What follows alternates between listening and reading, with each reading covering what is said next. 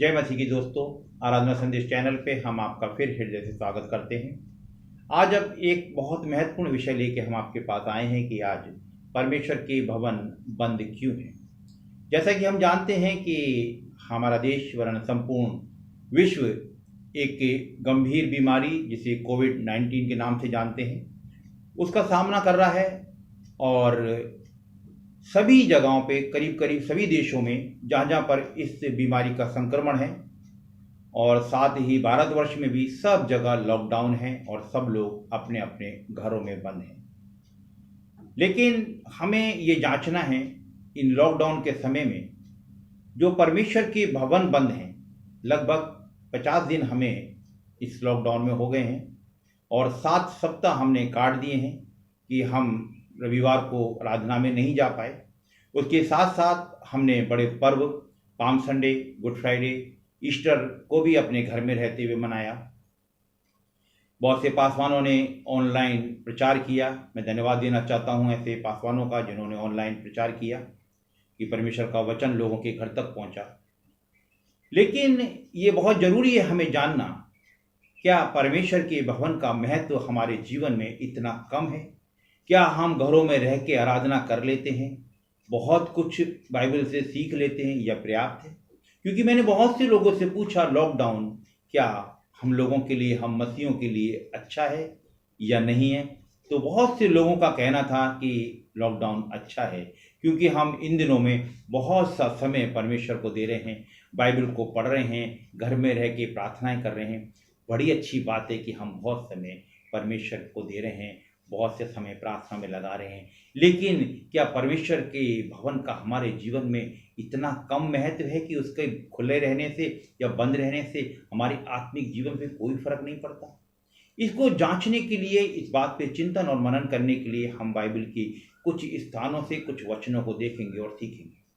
लूका रचित सुसमाचार के 2 अध्याय में जहां हम देखते हैं कि एक प्रभु यीशु मसीह की उम्र उस वक्त 12 वर्ष की है और प्रभु यीशु मसीह अपनी माता मरियम और यूसुफ के साथ यरूशलेम में जाते हैं फसह का पर्व मनाने के लिए। और जब फसह का पर्व मना के लौट रहे होते हैं तो प्रभु यीशु मसीह अपने माता पिता से बिछुड़ जाते हैं और जब 3 दिन ढूंढने के बाद वो उन्हें मिलते हैं तो प्रभु यीशु मसीह को वो एक मंदिर में शास्त्रियों के साथ बैठा पाते हैं और वो कहते हैं कि हम तुझे ढूंढते हैं।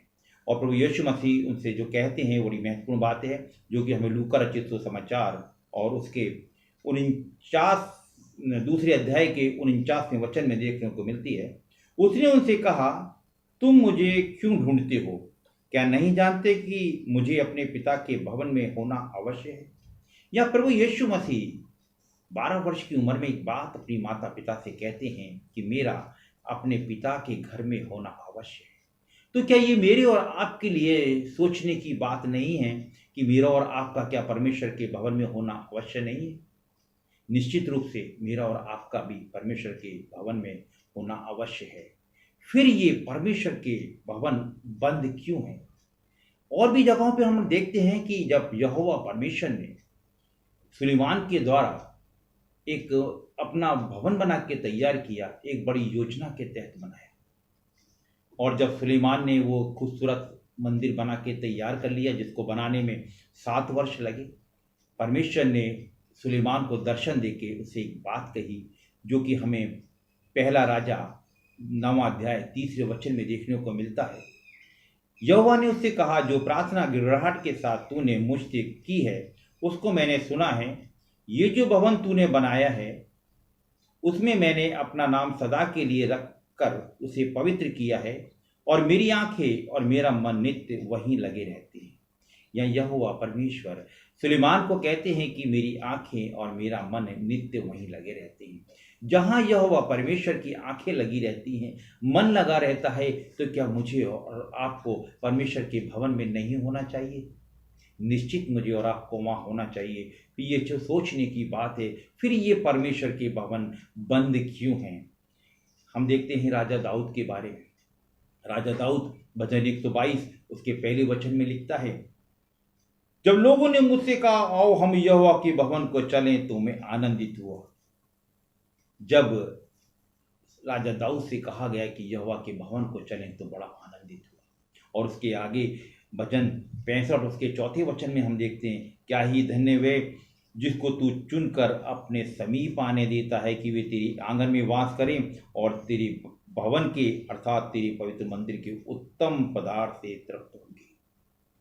जहाँ परमेश्वर के उत्तम पदार्थ, जहाँ परमेश्वर का वचन है जिससे दाऊद आनंदित हो रहा है और वो धन्य है जिन्हें वो समीप आने देता है, तो क्या मुझे और आपको परमेश्वर के भवन में नहीं होना चाहिए? फिर ये प्रश्न उठता है, फिर ये परमेश्वर की भवन बंद क्यों है? हम मलाकी की पुस्तक के अंदर भी देखते हैं, मलाकी की पुस्तक 3 अध्याय और उसका पहला वचन, जहाँ इस प्रकार से लिखा है, प्रभु जिसे तुम ढूंढते हो वो अचानक अपने मंदिर में आ जाएगा। प्रभु जिसे तुम ढूंढते हो वो अचानक अपने मंदिर में आ जाएगा। जब जिसे हम ढूंढते हैं वो मंदिर में आ जाएगा, तो क्या मेरा और आपका परमेश्वर के भवन में, उसके मंदिर में होना आवश्यक नहीं है? बहुत ज़रूरी है कि हम परमेश्वर के भवन में पाए जाएं। फिर ये परमेश्वर के भवन मंदिर बंद क्यों हैं? हम नए नियम के अंदर देखते हैं, जहाँ जहाँ प्रभु यीशु मसीह ने लोगों को चंगाई दी और लोग परमेश्वर के भवन में गए। प्रेरितों के काम के 3 अध्याय में पतरस और यूहन्ना ने एक जन के लंगड़े को चंगाई दी और वो कूदता हुआ, आनंदित होता हुआ परमेश्वर के भवन में स्तुति करने गया। 38 वर्ष के रोगी को, जो कि प्रभु यीशु मसीह ने चंगाई दी, वो भी प्रभु यीशु मसीह को फिर मंदिर में मिला। ऐसी बहुत सी घटनाएं हैं जहां हम देखते हैं कि लोग परमेश्वर के भवन में जाते हैं जब उन्हें आशीष मिलती है। हिजकिय्याह राजा के बारे में हम जानते हैं। हिजकिय्याह राजा गंभीर रूप से बीमार था और जब उसने चंगाई को पाया तो यशायाह नबी ने आके उसको बोला कि बोल पाता है हमें 2 राजा 20वां अध्याय और 5वें वचन में, वहाँ पे ऐसा लिखा है, परमेश्वर यहोवा यूं कहता है कि मैंने तेरी प्रार्थना सुनी और तेरे आंसू देखे हैं। देख मैं तुझे चंगा करता हूँ, परसों तू यहोवा के भवन में जा सकेगा, परसों तू भवन में जा सकेगा। जब बार बार हम बाइबल में देखते हैं कि लोग परमेश्वर के भवन में जाते हैं, परमेश्वर का भवन उसने अपना भवन बना के तैयार किया है, कितने लोगों ने आशीष पाई है, तो आज मैं और आप घरों में क्यों हैं? क्यों परमेश्वर के भवन बंद हैं? मुझे और आपको जांचने की जरूरत है। पूरी कलीसिया को, हर विश्वासी को जांचने की जरूरत है। बड़े बड़े अधिकारियों को जांचने की जरूरत है, परखने की जरूरत है, हमसे कहीं कोई गलती तो नहीं हुई है। चाहे वो ऊंचे पद पे बैठा हो, चाहे वो केवल एक साधारण सा जन हो जो कि कलीसिया में शामिल होने जाता है, प्रवचन को सुनने के लिए जाता है, या वो लोग तो नहीं हैं जो लोग भवन में जाते ही नहीं हैं, जिनके जीवन में उनका महत्व ही नहीं है। हम में से प्रत्येक को ये जांचने की जरूरत है, अपने आप को परखना है, अपने आप को जांचना है। यदि हमने किसी स्तर पे गलती की है, चाहे वो कलीसिया के किसी ऊंचे पद पे बैठा हो या एक छोटा सा केवल वॉलंटियर हो, केवल एक सेवागार भवन के अंदर है, सबको जांचना है और परखना है और परमेश्वर के आगे पश्चाताप करना है। यदि उनसे कुछ गलती हुई है तो परमेश्वर उन्हें क्षमा करे और जल्दी से जल्दी परमेश्वर के भवन खुलने पाएँ, जिससे हम जाके परमेश्वर के भवन में जाके उसकी महिमा और स्तुति करने पाएँ। परमेश्वर करे आज का वचन हमें ये जांचने के लिए, परखने के लिए मजबूर करे कि हम पश्चाताप के साथ परमेश्वर के पास आएँ और एक दिन वो दिन जल्दी आए कि हम जाके शुक्रगुजारी की प्रार्थना परमेश्वर के भवन में करें। परमेश्वर आप सबको बड़ी आशीष दे। आमीन।